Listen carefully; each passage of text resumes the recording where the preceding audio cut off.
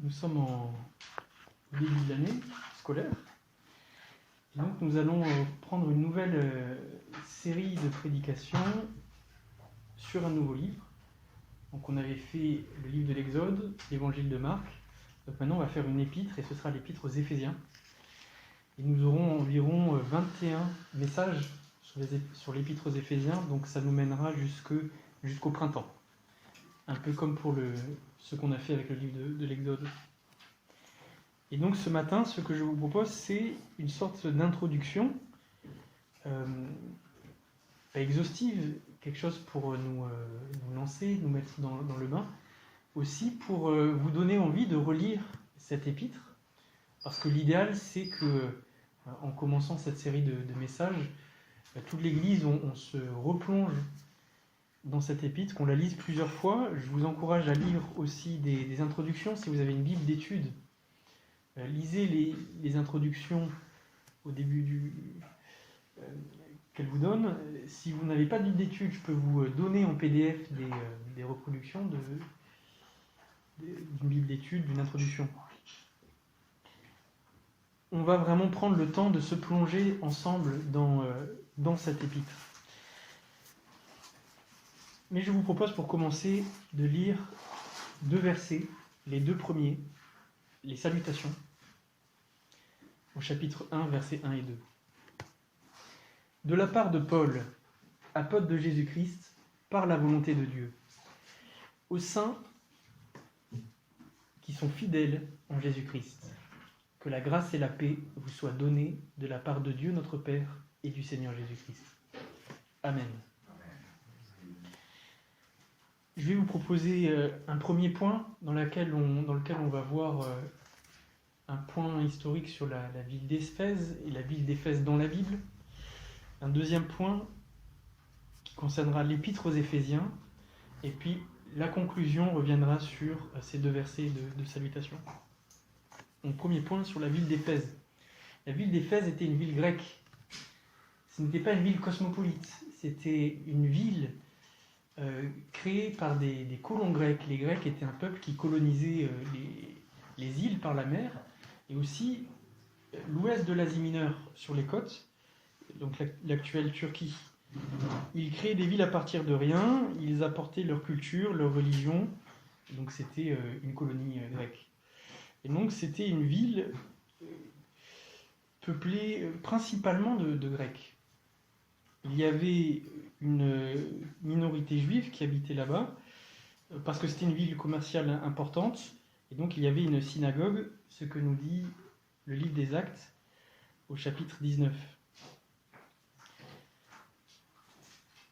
Cette ville se trouve sur une route commerciale. Il y avait 2 manières de faire du commerce dans l'Antiquité, dans l'Empire. Il y avait les routes maritimes, qui permettaient de transporter des grandes quantités de marchandises rapidement, mais par 2 manières. Il y avait la navigation en haute mer, et puis il y avait le cabotage le long des côtes, qui prenait plus de temps. La navigation en haute mer n'était pas faisable toute l'année. Donc il y avait des périodes où sur plusieurs mois on ne pouvait pas naviguer. Donc il y avait aussi des routes terrestres. Donc les Romains avaient créé des voies impériales pour permettre de voyager, mais des quantités beaucoup moins importantes de marchandises passées par les terres. Et la ville d'Éphèse se trouve sur cette route qui part d'Antioche et qui rejoint la Méditerranée par le haut, qui donne une ouverture vers la Grèce et l'Italie, par la terre. Donc c'est un peu l'ancêtre de la route de la soie. Et donc c'est cette route, les villes qui se trouvent sur cette route sont listées dans le livre de l'Apocalypse, quand il y a les lettres aux 7 églises. Ce sont ces églises-là sur cette route, et la première d'entre elles, c'est Éphèse.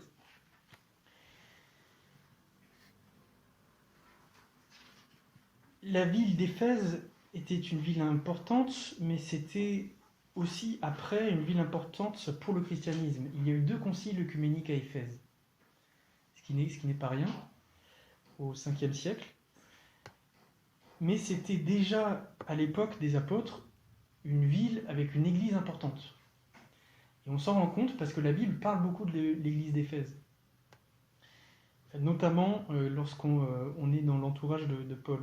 L'apôtre Jean a vécu à Éphèse, et il se serait servi de ce qu'il a vu dans ce grand port maritime pour décrire dans l'Apocalypse les marchandises qui voyagent en fait vers Babylone la Grande, comme il l'appelle dans l'Apocalypse. Il y a des listes très, très précises et avec beaucoup de détails, et on dit que c'est parce que Jean a vu ces choses-là dans le port d'Éphèse.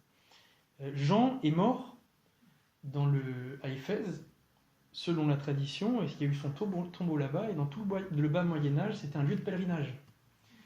Jusqu'au 7e, 8e siècle, les chrétiens venaient à Éphèse pour venir sur le tombeau de l'apôtre Jean, même si nous on ne pratique pas ces choses-là.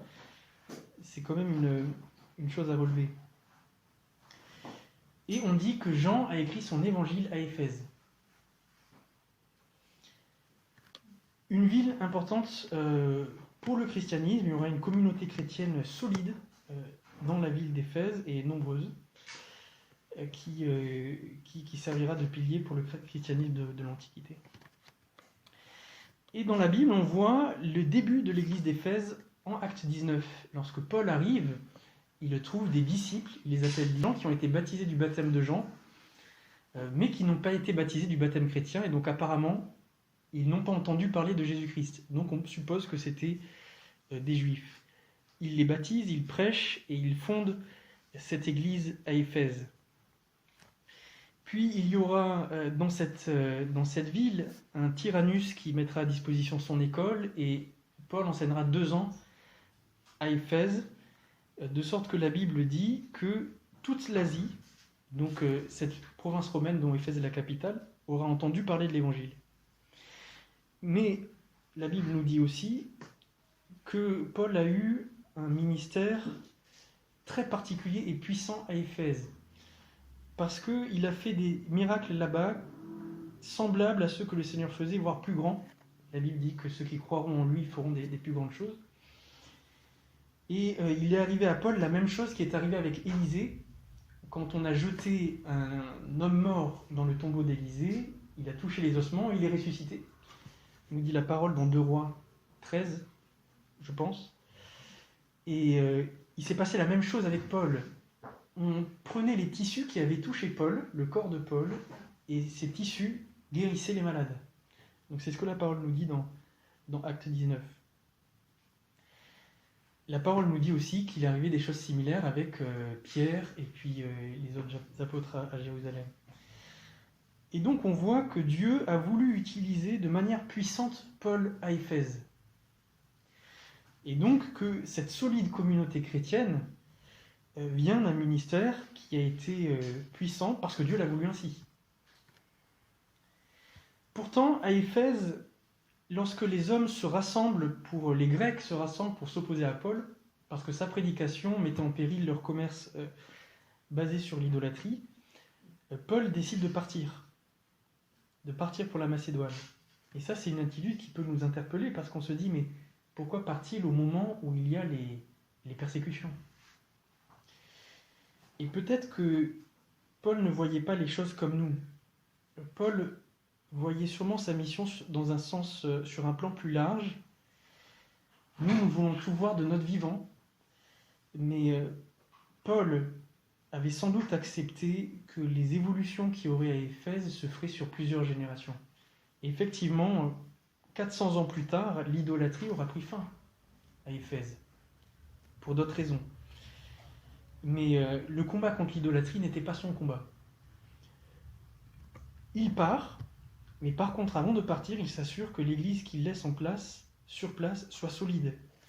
Et c'est ce qui est montré dans Acte 20.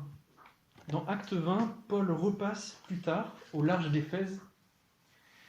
Il veut rentrer à Jérusalem, il est pressé, parce que la Pâque va se dérouler à Jérusalem, et parce que la saison non navigable va commencer, et donc il veut aller à toute allure à Jérusalem. Cependant, il a un lien particulier avec l'église d'Éphèse, et donc dans l'étape suivante, il fait venir les anciens d'Éphèse pour leur parler. Donc il les fait venir à pied pour rejoindre la ville où il se trouve. Et il leur dit la chose suivante. Désormais, je le sais, vous ne verrez plus mon visage, vous tous au milieu de qui j'ai passé en prêchant le royaume de Dieu. Et il dit plusieurs choses, il donne plusieurs recommandations. Il parle de son exemple, mais il parle aussi de ce qui a été sa priorité. Et Paul dit que son œuvre au milieu d'eux, c'était de leur annoncer tout le plan de Dieu sans rien en cacher, ou tout le dessein de Dieu. Comme si ce que Paul voulait faire, ce qu'il s'était borné à faire, c'était d'expliquer aux Éphésiens ce que Dieu faisait, ou ce qu'il avait projeté de faire, à partir de la mort et la résurrection de Jésus-Christ. Et donc quand il leur dit « Je ne verrai plus votre visage, je le sais », il dit « C'est vrai, ça s'est accompli, puisqu'il a été à Jérusalem fait prisonnier, il a été emmené ensuite à Césarée, puis ensuite il a été emmené captif à Rome, et à Rome il mourra décapité donc pour le témoignage de Christ. » Donc effectivement, il ne les reverra plus. Il avait été averti par l'Esprit Saint. Le Seigneur l'avait prévenu de ce qu'il attendait, et donc il prenait ses dispositions. Cependant, à Rome, en captivité, il aura le temps d'écrire aux Éphésiens. Et il donnera cette épître. Cette épître, elle est importante. C'est l'une des épîtres les plus importantes du Nouveau Testament. C'est l'épître la plus citée par les pères de l'Église au 1er et au 2e siècle. C'est une épître qui a beaucoup marqué l'Église, avec l'épître aux Romains. Ce sont deux des grandes épîtres du Nouveau Testament. C'est l'épître de Paul, l'unique, qui a été écrit non pas à cause de circonstances particulières, parce qu'il y avait un conflit ou un problème à régler, mais qui a été écrite librement. Toutes les autres épîtres de Paul sont écrites parce qu'il y a un sujet à traiter. Donc Paul n'est pas libre de disserter. Mais là, pour Éphèse, il n'a pas de contrainte. Donc il choisit lui-même ce dont il veut parler. Donc on se dit qu'il va choisir quelque chose de primordial. Et ce dont il va parler dans l'épître aux Éphésiens, c'est de l'Église, c'est du peuple de Dieu. Donc l'épître aux Éphésiens est l'épître de l'Église. Le mot « Église » est mentionné 14 fois dans l'épître, ce qui est beaucoup en comparaison des autres épîtres. L'Église est un peuple qui n'est pas engendré par la volonté de l'homme ou d'un mari, dit l'Évangile de Jean, chapitre 1, mais qui est né de Dieu. Et Paul va aller plus loin en Éphésiens en disant que ce peuple né de Dieu tire son origine, non pas dans la Pentecôte, non pas dans la croix, mais dans la pensée et la volonté de Dieu avant la création du monde. C'est ce que Paul va dire. Verset 4, « En lui, Dieu nous a choisis avant la création du monde, pour que nous soyons saints et sans défaut devant lui. » On a lu dans Pierre, race élue, sacerdoce royal, nation sainte, peuple acquis. Ce peuple acquis, Dieu avait un plan éternel avant la création du monde de se l'acquérir. Et donc l'origine de l'Église se trouve éternellement dans la pensée de Dieu. Et c'est de ces choses que Paul veut parler dans cette épître. L'épître aux Éphésiens est aussi une épître priante.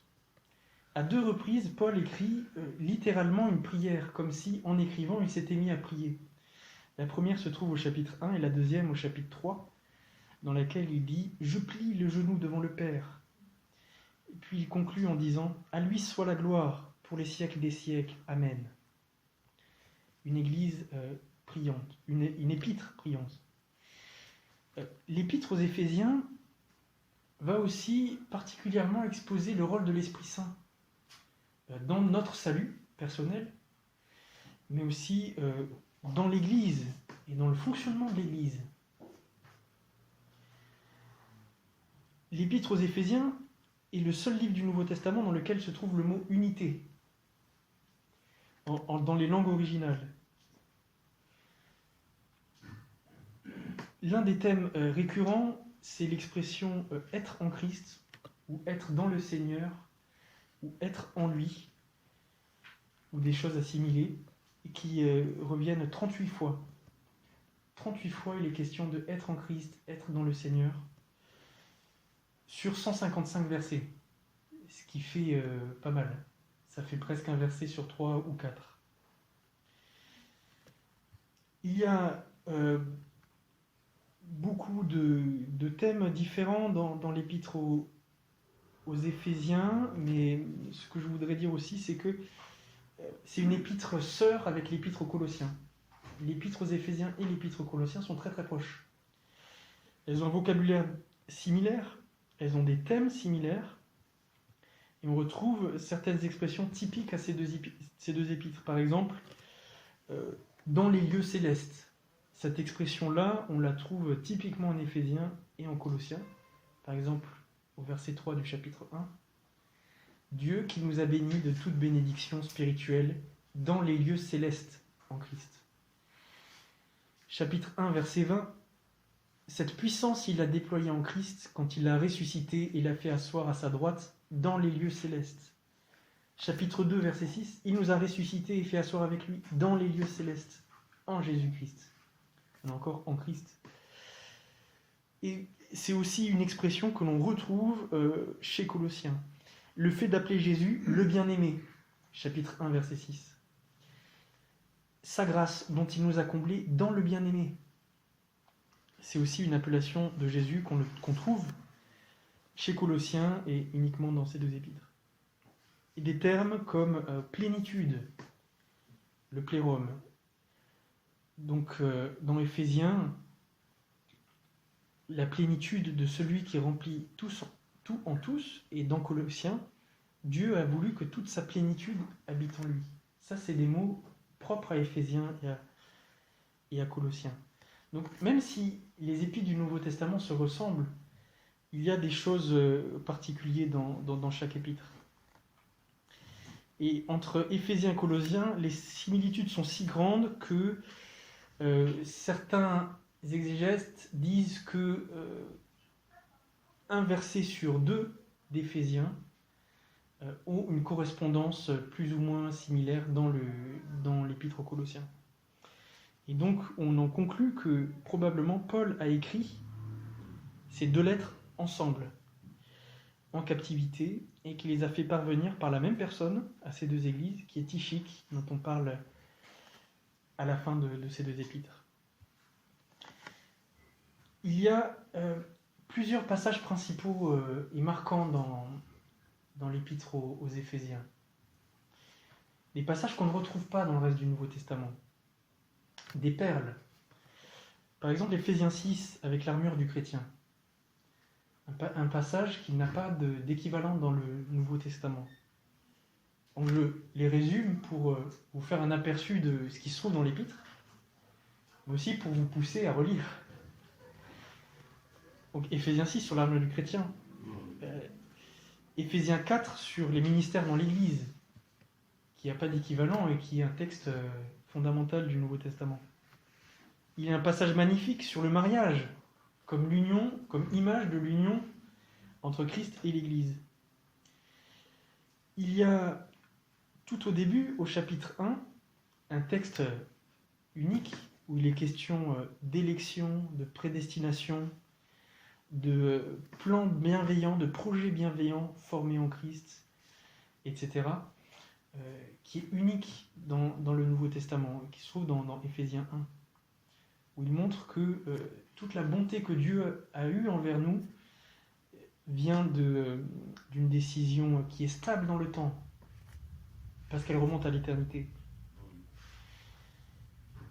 Il y a surtout un texte important qui est le centre de l'épître aux Éphésiens, qui parle de la différence entre juifs et non-juifs et de leur union en Christ.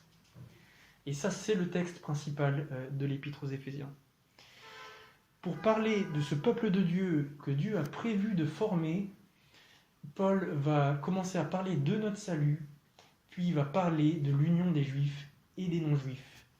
Et que cette union, c'était une chose impossible parce que la parole a créé cette distinction entre juifs et non-juifs. C'est Dieu qui l'a décidé. Mais en Christ, Dieu a fait un ce qui était inconciliable, ce qui ne pouvait pas marcher ensemble. Il en a fait une seule chose. Et lié à ce texte, un autre texte qui est sur le ministère de Paul, qui est connu aussi, fondamental, dans lequel Paul dit « Je suis le plus petit de tous. Je ne suis pas digne d'être apôtre parce que j'ai persécuté l'Église de Christ. » Donc, cette épître aux Éphésiens est un concentré de textes très importants dans le Nouveau Testament. Et de textes uniques. Il y a d'autres passages dans le Nouveau Testament qui parlent des Juifs et des non-Juifs. Il y a par exemple Romains 9 à 11. Il y a par exemple Galates. Mais dans Romains 9 à 11, Paul utilise cette image d'un olivier franc et d'un olivier sauvage greffé sur l'olivier franc. Et donc on comprend que dans l'épître aux Romains, on donne la prééminence à Israël. Nous sommes greffés sur Israël. Dans l'épître aux Galates, Paul oppose deux Jérusalem. Donc la Jérusalem d'en bas, selon la chair, Agar, et la Jérusalem d'en haut, selon l'esprit. Et il dit, cette Jérusalem d'en haut, elle est notre mère. Et donc là, il fait l'inverse. Il crée une séparation claire entre juifs et non-juifs. Les vrais juifs sont selon l'esprit. Ceux qui ont la circoncision sont l'esprit. Mais ces deux textes ne cherchent pas à établir de manière systématique un enseignement sur le peuple de Dieu, et juif et non-juif. Ils sont liés à un contexte particulier. Et donc quand Paul parle de juifs et non-juifs à la lumière de l'Évangile, à la lumière de l'œuvre que Jésus a fait à la croix, l'enseignement qu'il donne, c'est que en Christ, tout est rendu un.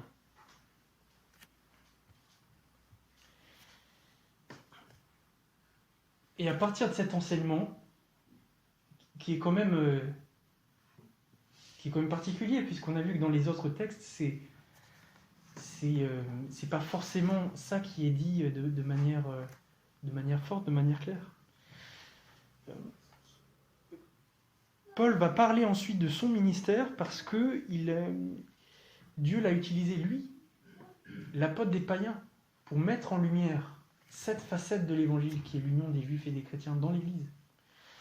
Et c'est pourquoi il y a ensuite un chapitre entier sur son ministère, le choix de Dieu, lui qui pourtant n'en était pas digne.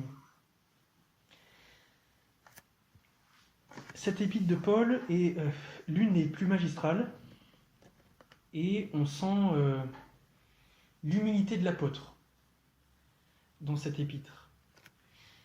Son humilité face à la grandeur du plan de Dieu. C'est comme s'il s'effaçait face au plan de Dieu majestueux qu'il est en train de décrire.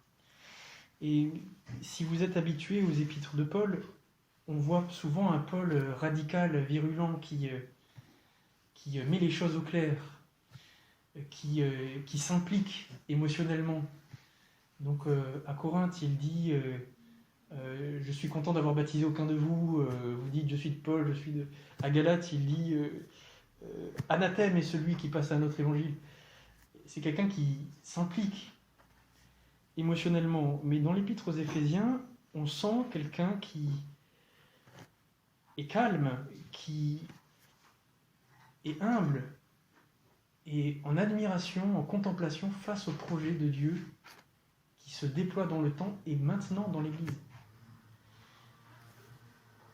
Il occupe un rôle dans ce plan, il l'assume et il le dit, mais en humilité, en reconnaissant qu'il n'était pas digne et qu'il est celui qui a persécuté l'Église et qu'il est le dernier de tous. Et on comprend peut-être mieux cette humilité en nous rappelant qu'il est à la fin de sa vie, qu'il est arrivé à Rome en captivité, qu'il savait, le Saint-Esprit lui a dit qu'il allait s'offrir en sacrifice pour le témoignage de Jésus-Christ. et donc il attend sa dernière heure. Mais surtout, il contemple après coup l'œuvre que Dieu a fait à travers son ministère, notamment dans l'église d'Éphèse. Ce ministère dans des églises où il y a des juifs et des non-juifs, et où il faut désormais avoir un enseignement sur l'évangile qui leur fait comprendre leur unité en Christ. Et ce ministère, nous en sommes les fruits, puisque la plupart d'entre nous ne sommes pas juifs. Donc nous en sommes les fruits. C'est un ministère qui a vraiment eu un impact dans l'histoire. Et c'est pour ça peut-être qu'il est contemplatif. Parce qu'il regarde en arrière et il comprend mieux le dessein de Dieu, il contemple le dessein de Dieu. Et c'est peut-être la raison pour laquelle il va dire aux Éphésiens, c'est pourquoi, après avoir entendu parler de votre foi dans le Seigneur pour tous les saints, je ne cesse de dire toute ma reconnaissance pour vous lorsque je fais mention de vous dans mes prières. Paul était en train de voir ce que Dieu a fait dans le passé, y compris dans sa vie, à travers la croix de Christ et dans l'Église, et il est en train d'enseigner ce plan merveilleux de Dieu pour cette nation sainte, ce peuple mis à part. Donc je vous propose de finir avec ces 2 versets de salutation. De la part de Paul, apôtre de Jésus-Christ par la volonté de Dieu, aux saints qui sont fidèles à Jésus-Christ, que la grâce et la paix vous soient données de la part de Dieu notre Père et du Seigneur Jésus-Christ. D'emblée, il nous dit que ce n'est pas un homme qui parle à d'autres hommes, comme pour leur donner son opinion ou des encouragements personnels. C'est un apôtre de Jésus-Christ. Pas autodéclaré, mais choisi selon la volonté de Dieu. C'est Dieu qui l'a choisi.